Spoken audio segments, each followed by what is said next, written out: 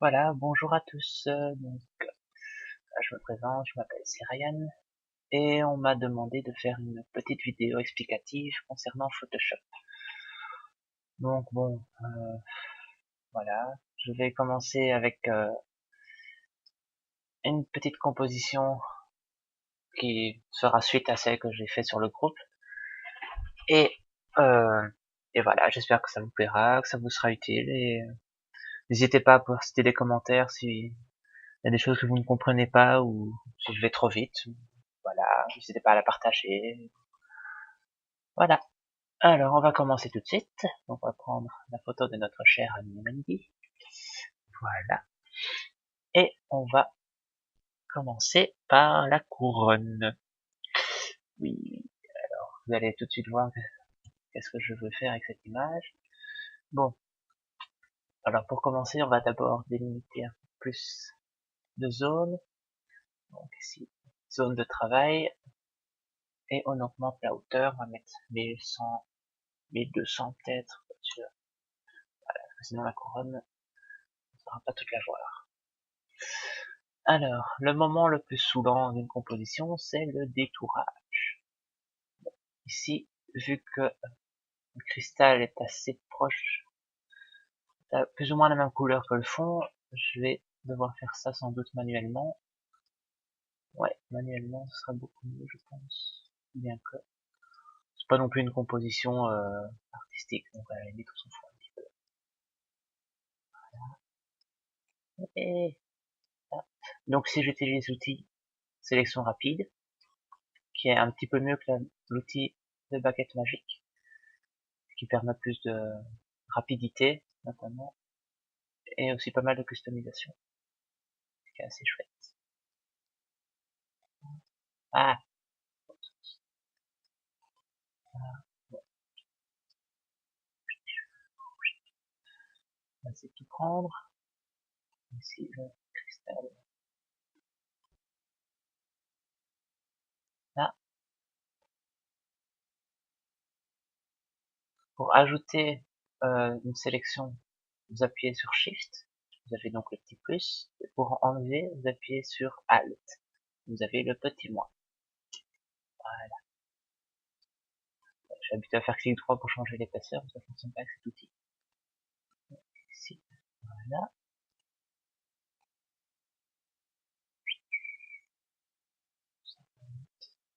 Là, un petit peu. Là. Donc, comme j'ai dit, si vous voulez vraiment bien faire ça, je vous conseille de le faire au lasso. Mais bon, ici, on n'est pas en classe ou ni rien, donc c'est rien d'important. Voilà, voilà. Donc, vu que j'ai fait la sélection à l'envers, on fait CTRL SHIFT I pour inverser la sélection.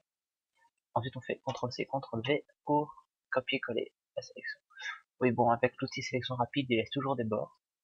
C'est un peu saoulant, mais bon, c'est pas encore trop dramatique. Il suffit de sélectionner les bords et de d'éditer un par un.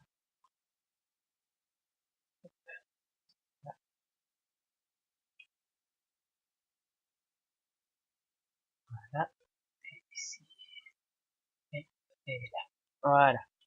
On a notre belle couronne qui est plus ou moins détourée. Ouais, j'ai pas utilisé de masque de fusion, c'est pas le truc le plus important ici. De toute façon, je les utiliserai de toute façon par après.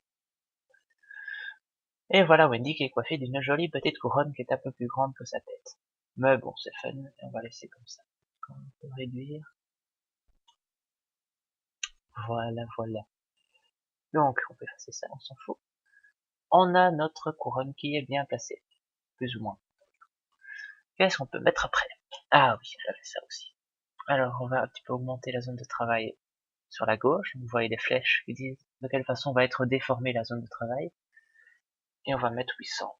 800, ça me paraît bien. Voilà, c'est très bien. 800. Et on va prendre le sceptre. Un bête sceptre que j'ai trouvé sur le net. Ici, on va peut-être augmenter la taille. On va prendre ça. ou pas. Peut utiliser le lasso ici, c'est pas une forme trop compliquée. Hop, hop, on fait ça en vitesse, à l'arrache. Alors pour faire des lignes toutes droites qui suivent des angles précis, vous appuyez sur Shift, ça permet de, si la photo est bien cadrée, de faire des trucs bien propres. Bon, pas toujours très utile, mais on ne sait jamais. Donc là, c'est quand même d'avoir un truc correct. On va tout corriger par après. Alors, si on se trompe, si on fait un truc un peu dégueulasse. Voilà, alors, première partie.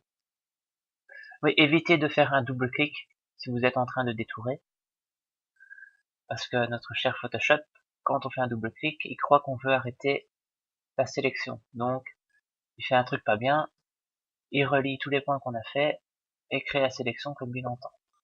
Ça, c'est pas bien, parce que quand vous faites une sélection lasso, vous avez tendance, on a tous tendance à faire des clics très rapprochés pour avoir un truc de plus ou moins précis. Mais Photoshop, ça, il aime pas trop. Donc, le mieux à faire, c'est d'aller dans votre configuration Windows et de régler le double clic au maximum ou au minimum, je sais pas trop, selon ce que vous préférez.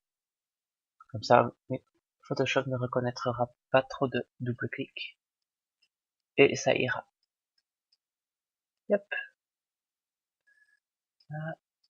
On enlèvera ensuite les trous avec les lassos aussi, mais avec la baguette magique aussi, pour aller. Allez, allez, allez, allez, sans vitesse. Yep.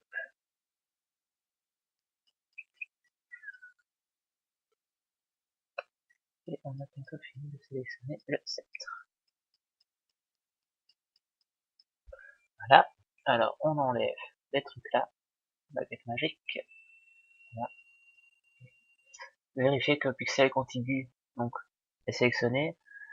Sinon, il va sélectionner tous les pixels qui ont la même couleur avec une tolérance de 4. Et comme vous voyez là, il va sélectionner des pixels ici aussi, et c'est pas très bien. Donc vous faites CTRL Z, vous resélectionnez pixel contigu et vous pouvez sélectionner la zone directement. Vous pouvez augmenter un peu la tolérance. Voilà. Et je crois que c'est bon. Voilà, voilà. C'est bon. On sélectionne, on copie, on utilise et on a le sceptre qui est plus ou moins correctement détouré. Je sais pas si tout le monde fait ça, ça donne bien ou pas. Oh, ouais, bof, de toute façon, c'est pas extraordinairement. Voilà. Oui, si c'était l'outil recadrage. Rien de bien compliqué, j'espère. Voilà, passer à la suite. Alors, les habits. Alors, ici on va augmenter taille. Doucement.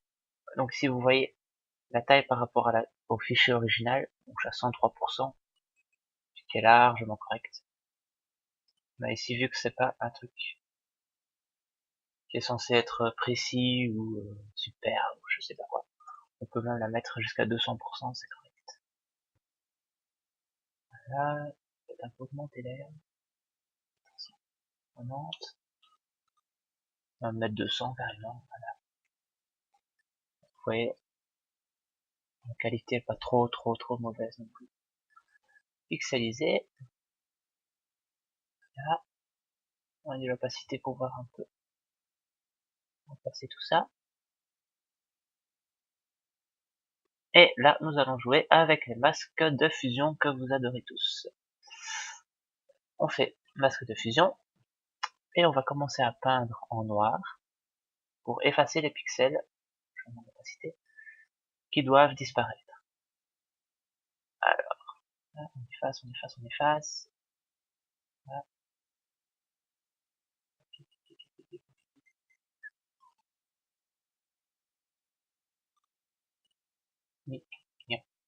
On peut repasser dessus. Vous appuyez sur X pour faire varier ici couleur.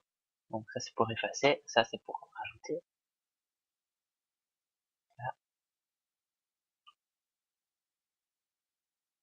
Là.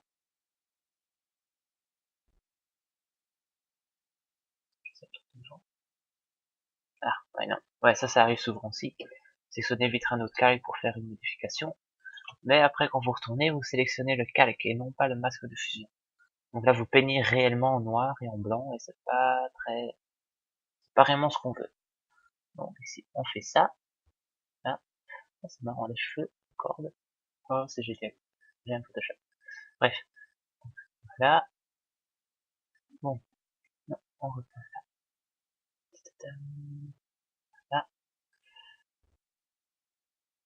Ouais, plus ou moins ça qu'on veut. Sauf que, alors, oui. Si maintenant vous faites CTRL T pour transformation manuelle et que vous modifiez le calque, vous voyez le trou suit le calque. Ça, c'est pas vraiment ce qu'on veut dans ce cas. Donc, on délie le masque de fusion et le calque. Donc, si on déplace le calque, le trou restera là. Donc, la tête de Wendy reste visible. Et si on déplace le trou, là, ça fait un truc un peu bizarre. Comme ça. Vous voyez? Donc, c'est le trou, le masque de fusion qui se déplace. Et ils sont tous les deux indépendants. Voilà. Ici, dans ce cas, on va peut-être un peu augmenter encore la taille, parce que ça fait un peu space. On va repositionner ça correctement. Ou en tout cas, plus ou moins correctement. Voilà.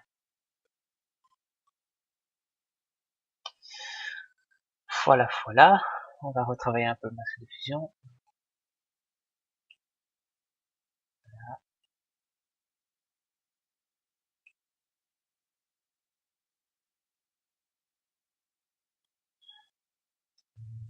Clic droit pour modifier l'épaisseur, ou sur Windows en tout cas.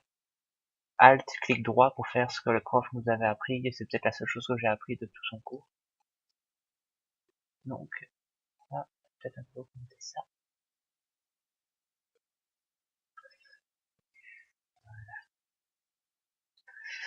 Alors ici, ouais, on a un truc tout flou, c'est pas vraiment génial. Donc, on va un peu utiliser l'outil netteté, ici, pour corriger ça dans le masque de fusion. Voilà. Un petit peu retravailler. Moins de dureté. Plus de dureté, pardon. Ah, l'autre sens. Voilà. Ah, on a un truc plus ou moins correct. Voilà. Alors, qu'est-ce qu'on peut encore faire maintenant? Ah, elle est marrante comme ça, Wendy. Bref. Ah! Non, on va effacer ça.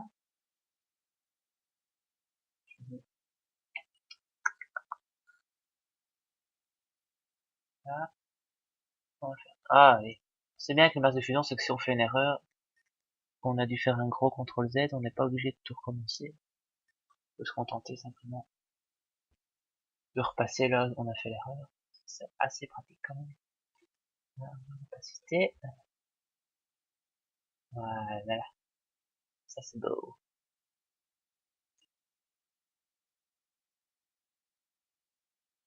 Voilà. Plus ou moins correct. Voilà. Voilà. Reviens là, toi. Reviens là. C'est bien. On enregistre, oui, toujours enregistrer. Par pitié. Faites toujours des sauvegardes. Parce que vous allez vous retrouver très souvent avec des bugs et votre PC qui va planter, des trucs comme ça. Et vous allez tout perdre, vous allez rager, et rager c'est pas bien. Donc, faites des sauvegardes. Pitié. Là, ici on va faire un peu l'ombre pour la couronne. Pour que ça fasse un peu plus réel. Donc vous faites un un calque, pardon, en dessous du calque de la couronne, et vous peignez un peu de noir, comme ça. C'est correct. Comme ça, j'ai déporté un peu plus d'opacité. Comme ça servira à rien. Voilà. Mettre ça peut-être en lumière tamisée. Non, non, normal, c'est bien. Faire un peu d'opacité. Voilà. Hop. Alors, on va peut-être faire une petite correction au niveau automatique. Là, et courbe automatique. Voilà, c'est un peu mieux. On groupe tout. Avant, après, c'est mieux. Ouais, c'est bien. Alors, même chose pour le masque de fusion. Oh là, ce que je dis, je raconte n'importe quoi. Pour le sceptre, pardon. Donc on va créer une ombre. Ça me semble plus ou moins correct. Après tout, c'est pas non plus. Voilà. Bon, c'est bien comme ça. On réduit à fond l'opacité. Voilà. Bien comme ça. Et on en remet un dessus, peut-être en incrustation. Ouais. Là, ça va voir un peu, c'est...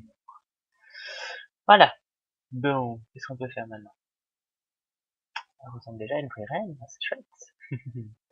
Bon, CTRL A pour tout sélectionner, CTRL SHIFT C, CTRL SHIFT C pour tout copier, donc il copie tout ce qui est visible ici, pas seulement le calque qui est sélectionné, et ensuite CTRL SHIFT V pour coller dedans, coller en place.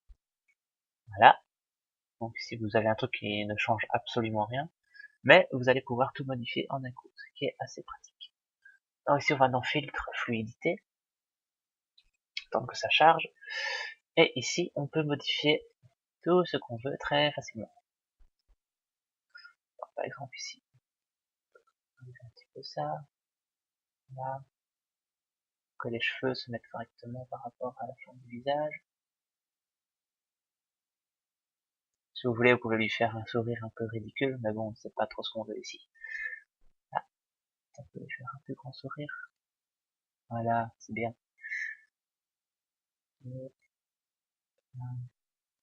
C'est marrant. C'est un des meilleurs outils de Photoshop, ça. C'est fluidité. Voilà.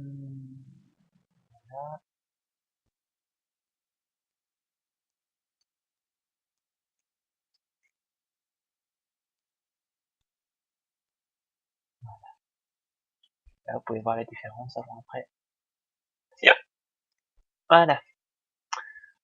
Maintenant, on peut commencer à brûler certaines zones. Donc, outil densité plus. Ton moyen, oui, pour refaire des ombres correctes. Donc, les concordent entre elles. Bon, je suis pas trop doué pour les ombres, mais bon. Je crois que vous avez compris le principe, je pense que ça devrait aller. Voilà. Donc ici, en fait, on ne brûle que les tons qui sont dans les tons moyens. Donc, ça peut être assez pratique. Faire des ombres. C'est que toutes les ombres se ressemblent, en fait. Qu'il n'y ait pas une ombre qui soit extrêmement forte et une ombre qui soit très faible ou pas. Voilà.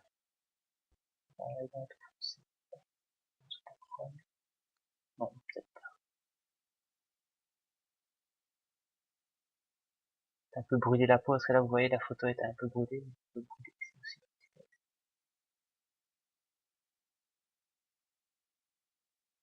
Voilà. Ah! Reviens. Voilà. On peut aussi éclaircir certaines zones.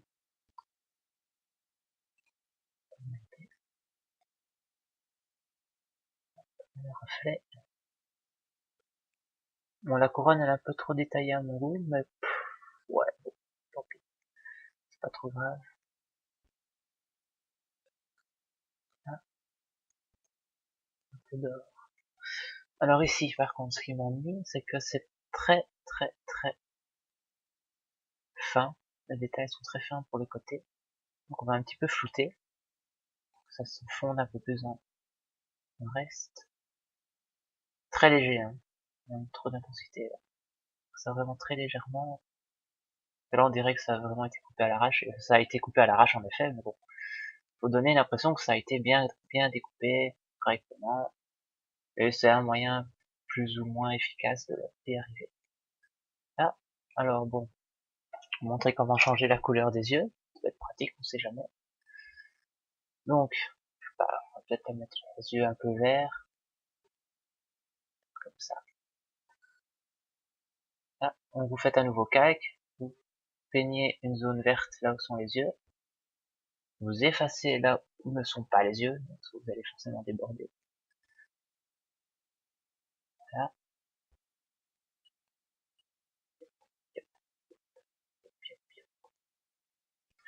Et vous faites plusieurs fois possible, soit en mode couleur, mais bon là ça fait des yeux un peu à la Hulk, un peu space. Mode incrustation, ça fait des yeux encore plus à la Hulk. Mode lumière tamisée, c'est un petit peu mieux, je trouve. Sauf pour les modes de fusion, je crois que personne ne connaît plus ou moins exactement leur effet. Donc vous essayez, vous testez, voilà. C'est le meilleur moyen. Ah, le meilleur moyen. Là, ça a des jolis petits yeux verts.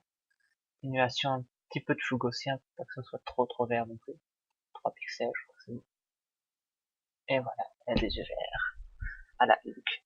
On peut même mettre des yeux rouges à la place. Ça vous faites, oui, pour les effets, double clic. Et là vous avez toute une liste d'effets, de styles, on appelle ça. Incrustation couleur. Voilà, là vous mettez en mode couleur, par exemple. Ou en mode lumière tamisée aussi. Pour des yeux un peu bruns. Les deux effets se mélangent, en fait. Donc je vous avais mis une lumière tamisée pour le calque en tant que tel, et ensuite vous mettez un effet comme celui-là. Ah, c'est bien. En mode teinte, par exemple, les deux trucs vont se mélanger. Voilà. Ça change, vous faites ça. Voilà. Voilà. Qu'est-ce qu'on peut encore faire? Je sais pas moi, qu'est-ce qu'on peut encore faire avec elle? On peut corriger ça. Mettre un peu de blanc.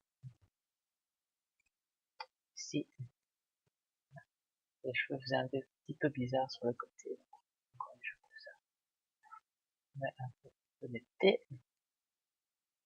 Voilà, un petit peu, j'ai dit. Voilà. C'est un peu de flou.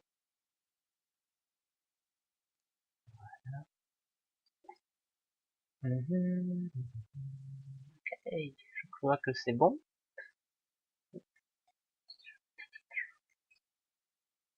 On peut éclaircir ses yeux. C'est un peu de space comme ça. Mais c'est marrant.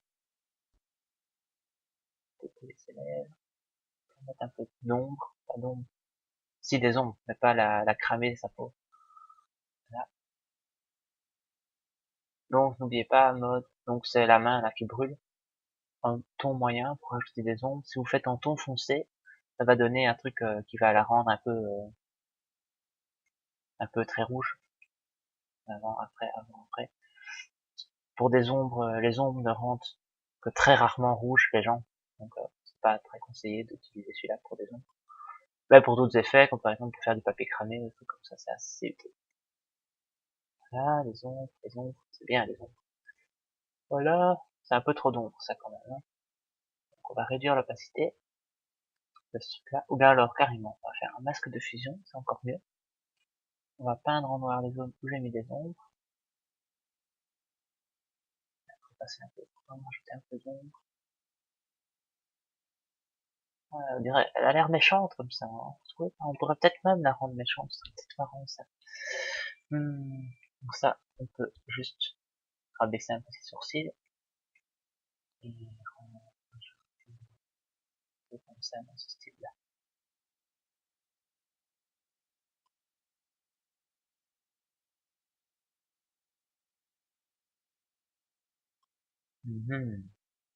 Elle a toujours l'air de sourire, hein, c'est ça qui est marrant. Ça. Imaginez Wendy qui ne sourit pas, c'est un peu difficile. Non.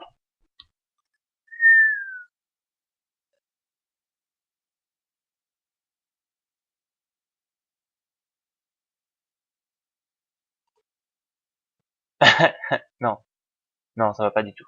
Non. Donc on laisse comme ça. Voilà, Numlock. Est-ce qu'on pourrait lui faire affiner son nez peut-être un petit peu.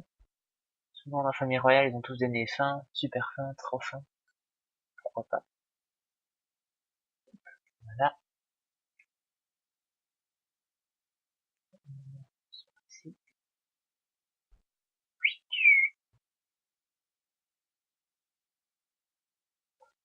Là,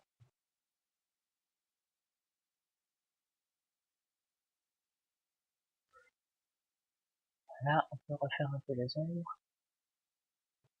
Joli petit nez. Là, on remet des petits reflets. Voilà, dans les tons clairs, comme ça. Ouais, ce qui brûle le plus dans les tons, ce qui brûle le plus avec la main, si vous voulez, c'est le ton foncé. ça va rendre tout un peu cramé là, comme ça. Vous voyez. Et ce qui éclaire le plus, bah, écoute, forcément, c'est les tons clairs. Si vous voulez rajouter des reflets bien percutants, c'est avec les tons clairs qu'il faut jouer.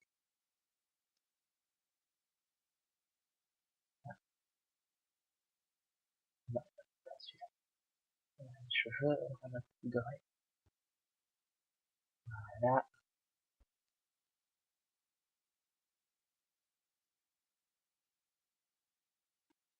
Voilà, on a une jolie petite Wendy qui ressemble plus ou moins à une reine. Même si c'est un peu mal fait, fait à la va-vite et tout. Mais non, c'est fun. On a pu voir quelques petites fonctions utiles de Photoshop. On enregistre. Voilà, je sais pas trop ce que vous en pensez. Mais je crois que je vais m'arrêter là. Hein. Je vous ai déjà montré quelques petits trucs utiles. Maintenant, vous allez faire un détourage. Ça, on l'avait vu en classe. Vous savez utiliser l'outil densité qui est assez utile. L'outil éponge, c'est pour désaturer. Donc, vous voulez désaturer quelque chose. Voilà, vous utilisez l'outil éponge. Là, elle va ressembler plus à un vampire qu'à autre chose. Voilà. Quels autres outils on pourrait vite voir en attendant?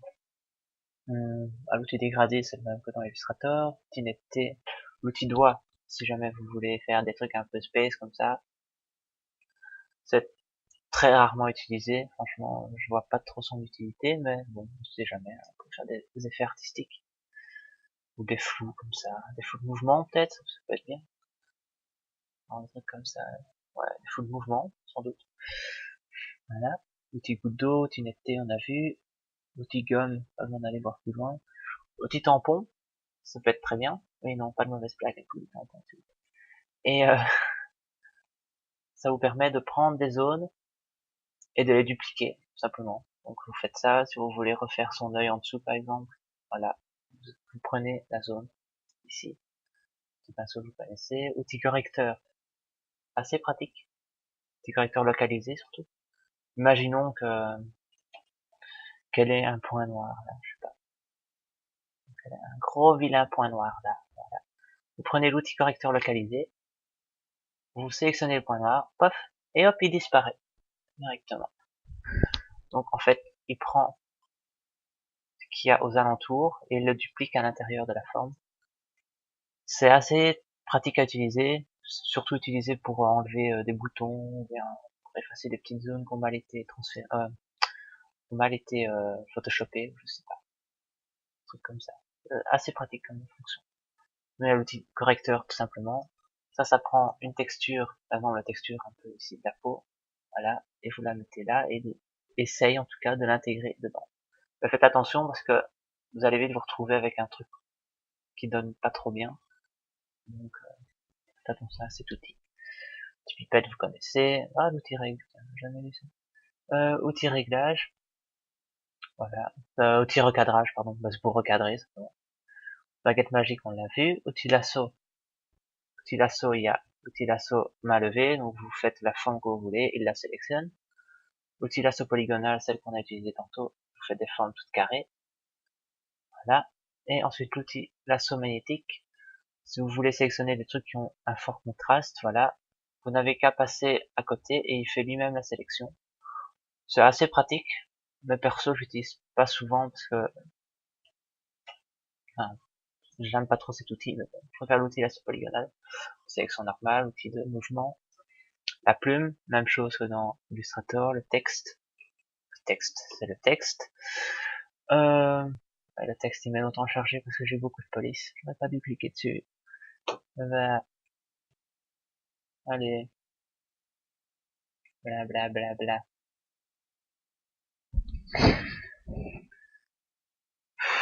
Allez, plus vite. Ah, voilà. Ça y est. Ensuite, l'outil sélection de tracé, c'est pour la sélection de tracé. Même chose que dans Illustrator. Outil rectangle, outil main, voilà, outil zoom. Voilà. Pour faire les styles, n'oubliez pas, double-clic ici, vous avez tous les styles que vous voulez, vous cliquez dessus, vous allez trouver ce que vous voulez. Masque de fusion, opacité. La différence entre opacité et fond. J'ai envie de faire un exemple. Imaginons qu'on veuille mettre une sorte de trou noir là-bas dans le fond. Voilà, un joli petit trou noir qui ressemble pas du tout à un trou noir, mais c'est pas grave. On lui met un effet de contour. Contour, allez, plus vite. Allez. Pourquoi il rame? Bon.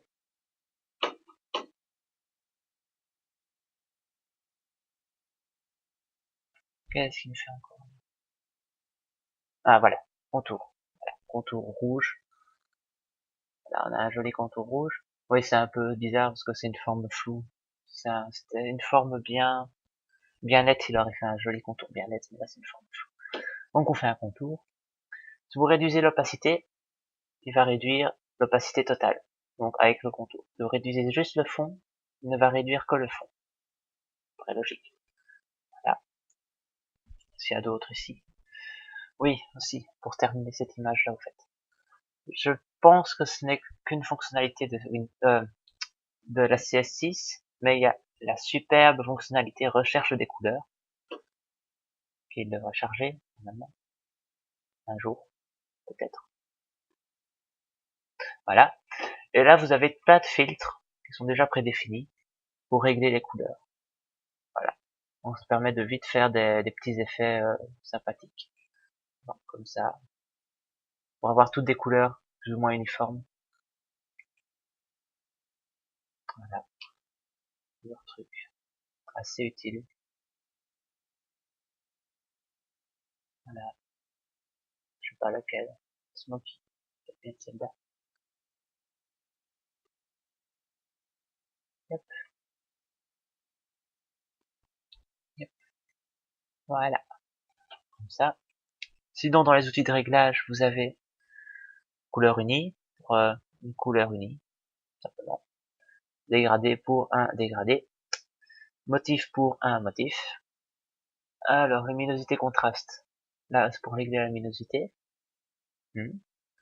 Et le contraste automatique. On verra ce qu'il va me dire. Il veut bien. Allez, s'il te plaît, Photoshop. Accepte ma demande. Merci. Contraste, c'est pour régler le contraste, comme on a vu en cours de photo. Voilà. Ah, ah, c'est quoi ce bordel encore? Clic droit, supprimer. Je sais pas pourquoi il me fait ça, mais ça s'ennuyant. Les niveaux, ça on a vu, hein. Avec les niveaux, simplement. Là, mon image est un peu cramée, mais c'est pas grave. Voilà. Les courbes. Les courbes, hein. On a vu. Oh, ça fait peur, comme ça. Toute lumineuse. Alors, exposition, on a vu aussi l'exposition.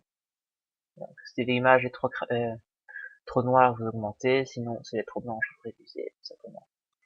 Si elle est plus ou moins correcte. Le décalage, j'ai jamais compris vraiment ce que c'était, mais ça fait ça. Voilà. Alors, correction gamma, ça fait ça aussi. Je sais pas, je suis pas jamais à ces trucs-là, donc si vous voulez des explications plus précises, allez voir sur internet, googlez votre ami. Hein. Ensuite, on a vu vibrance. Vibrance, c'est assez pratique. Donc c'est comme le prof t'a expliqué, c'est vraiment est-ce que les couleurs vibrent à la lumière ou pas. C'est vraiment ça. Est-ce que les couleurs sont éclatantes ou bien plus ternes.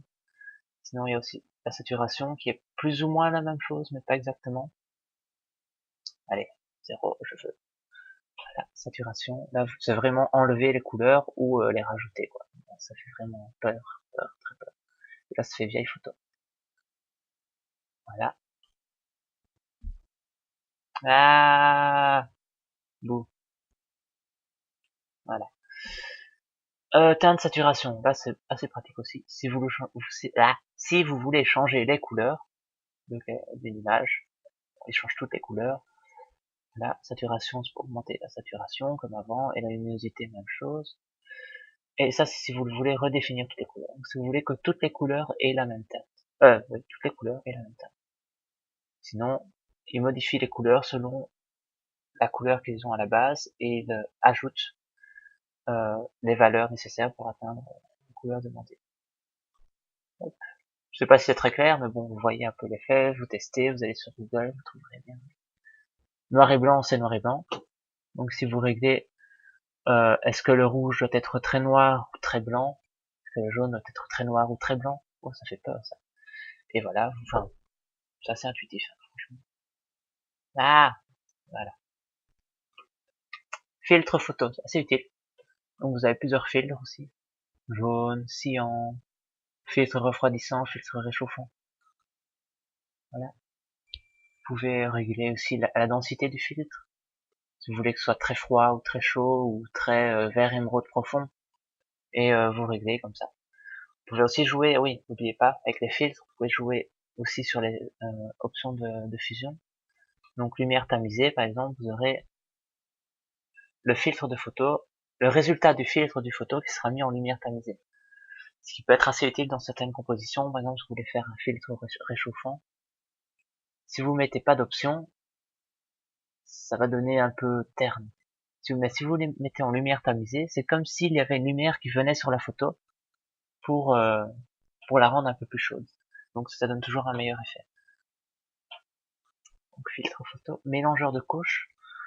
Ça c'est si jamais logiquement on n'utilise pas ça, mais bon.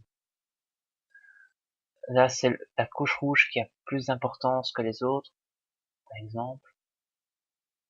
Bien alors ici, couche verte, qui en a moins, enfin, tester constant. Là c'est toutes les filles, tous les trucs.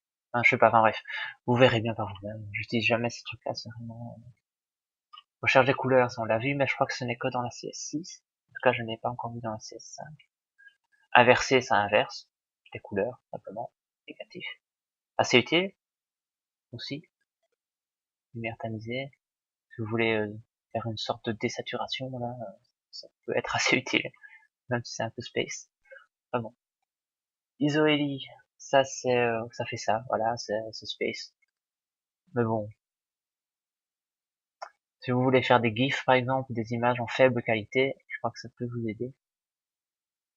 Ça c'est vraiment très faible qualité. Voilà. Alors en fait, ça n'utilise que deux couleurs. 6, 3, 4, 5, 6, 7, voilà, etc. C'est le nombre de couleurs que ça utilise. En fait. Ouais. Je fais jamais d'image en basse qualité. Seuil, oui, ça peut être utile si vous voulez faire des découpages, ou enfin des effets de découpage, des trucs comme ça.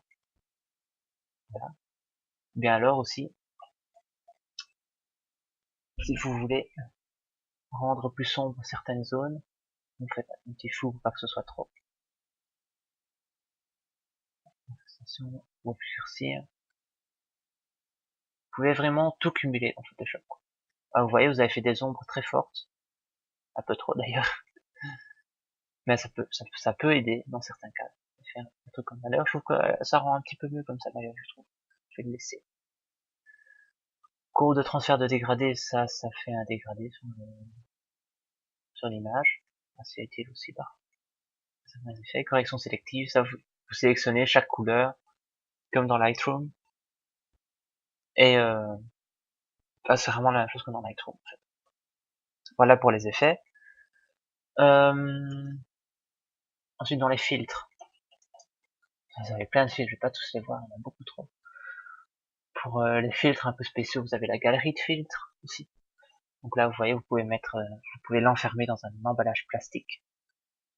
Si jamais, hein, ça peut toujours être utile, qui sait. Vous pouvez donner un effet d'aquarelle, ça peut donner bien. Barbouillage, contour postérisé, enfin, vous voyez un petit peu. Vous cliquez dessus et l'effet se fait tout seul.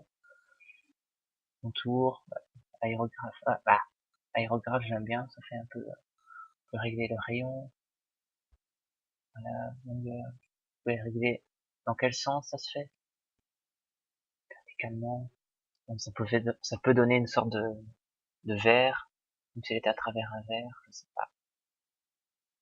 Ou dans de l'eau aussi, des trucs comme ça. Sumieux, c'est un truc japonais, noir et blanc, ça fait un petit peu spécial, mais bon, si vous voulez appliquer un dernier effet final à votre composition, ça peut être assez pratique. Océan, j'ai jamais trouvé que ça ressemblait à un océan, mais bon, pourquoi pas, ça me fait plus penser à une sorte de vieux verre, je sais pas, c'est vraiment bizarre. Esquisse, trame de demi-teinte, c'est Ça peut donner de chouettes effets.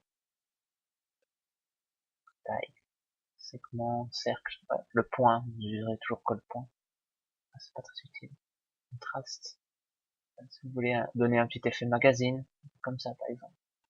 Ensuite vous donnez des filtres photo, comme ça. Ça fait un joli petit effet rétro comme ça donne plutôt bien. Voilà. Hop. Galerie de filtres. Ah, non, mais ça aussi. CTRL F, c'est pour refaire le dernier effet que vous avez utilisé. Très pratique quand vous avez plusieurs flous gaussiens à appliquer, des trucs comme ça. Alors bon, la galerie de filtres, vous verrez bien par vous-même. Sinon, il y a aussi éclairage. C'est différent dans la CS5, c'était à préciser. Ici, ils ont amélioré dans la CS6. Mais bon, le principe est plus ou moins le même. C'est juste que ici, c'est un peu plus intuitif. Donc, vous pouvez déplacer la source de l'éclairage, la longueur de l'échelle, ou des trucs comme ça. Ici, l'intensité, pour que ce soit trop puissant. Et voilà, ici, vous avez plein d'effets, vous chicotez. Si vous voulez que ce soit un truc plus métallique, vous faites ça, sinon ce sera plus plastique. Le métallique sera avec plus de reflets. Brillance, que ce soit très brillant. Voilà. Texture, ça je sais pas trop. J'ai jamais utilisé ça. Ah oui, c'est lesquelles couleurs ça va utiliser en premier. Ouais. Voilà, ouais, vous avez plusieurs effets d'éclairage. Vous avez ponctuel, donc là c'est un point qui va dans toute la direction. Directionnel, donc ça c'est un spot. Et infini, ça c'est si vous avez un soleil par exemple, une lumière ambiante. Ah, doucement. Là, donc vous avez ici le truc en 3D. Je vais pas jamais essayé celui-là, mais bon, ça donne plutôt bien. Voilà, voilà, vous avez le truc. Qu'est-ce qu'il y a encore d'autre d'intéressant? Oui, Magic Bullet, ça c'est un plugin supplémentaire qui peut être assez utile si vous faites des petites compos comme ça. C'est surtout utile pour After Effects. Merci d'ailleurs à Arthur qui m'a montré ce plugin. Faut le temps qu'il charge, évidemment. Et là, vous avez toute une galerie de plugins déjà prédéfinis. Voilà. Donc, voilà, vous pouvez utiliser plein de filtres très très pratiques. Mais bon, le mieux c'est d'arriver à ce résultat-là vous-même. Ça c'est évident. Mais bon, si vous n'avez pas trop le temps, vous voulez un petit truc rapide ou un truc entre amis, c'est le même style d'effet qu'il y a dans les programmes qu'on trouve sur Internet ou bien dans des trucs sur tablette, quoi. Comme Instagram, par exemple. Movie Star, allez. Beauty Shot. Ouais, ça le fait, ça. Marrant.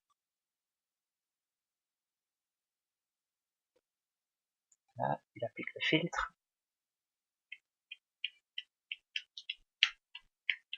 Là, on réduit un peu l'opacité, ça fait vraiment trop brillant. Voilà. Non, c'est classe comme ça. Alors, vous avez encore quoi? Intéressant. L'hiver. Le pass haut, on avait vu. Oui, c'est pour ajouter des détails. Enfin, pour retrouver du détail. On avait vu ça en cours de photo. Vous faites ça et vous mettez en incrustation. Et vous voyez qu'il y a plus de détails qui sont visibles. Ça peut être assez pratique. Si, notamment pour la correction de photos, pour votre examen de photos, c'est assez pratique. Voilà. On avait encore vu d'autres. Déformation, oui. Ouais, bof. Bruit, ouais, anti-poussière. Ouais, par exemple, ouais, comment? Pour nettoyer une peau, si une peau a beaucoup de boutons, ou bien qui a un peu de transpiration dessus ou quoi, vous faites un anti-poussière. Ensuite, vous effacez, bien plutôt, vous ne prenez que les zones que vous voulez épurer. Vous faites ça. Là, vous voyez, ça devient plus net. Ah, non, justement, plus flou. Ben, ça donne mieux. Ça paraît plus, surtout ça qu'ils font dans les magazines.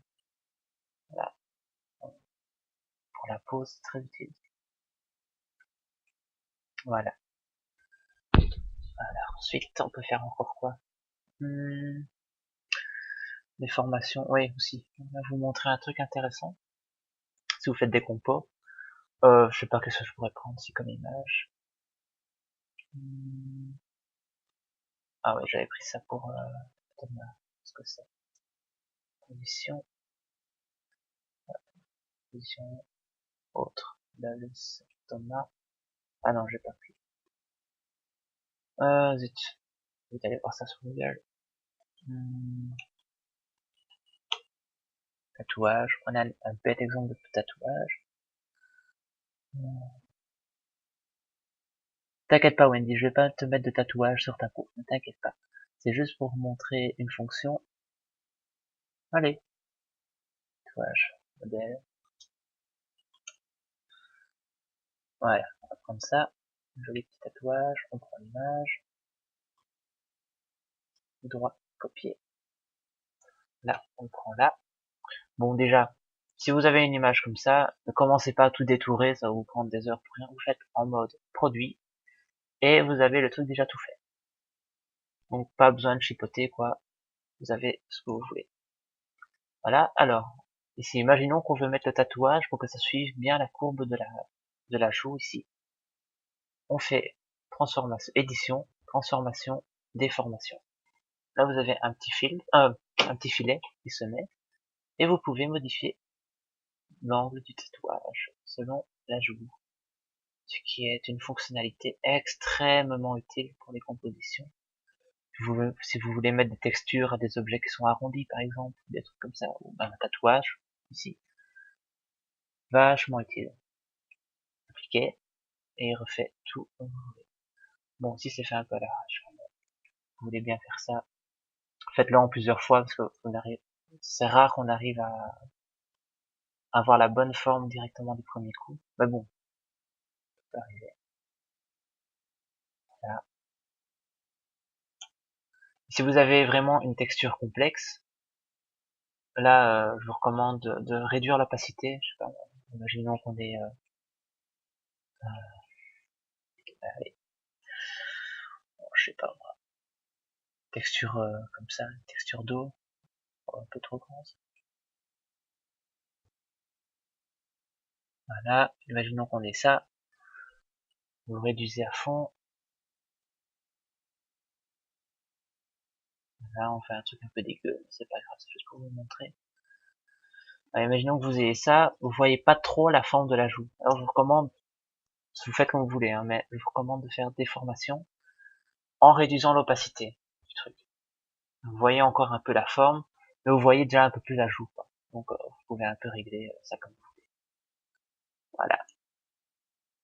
Voilà. Sinon, s'il y a encore d'autres que je pourrais vous montrer.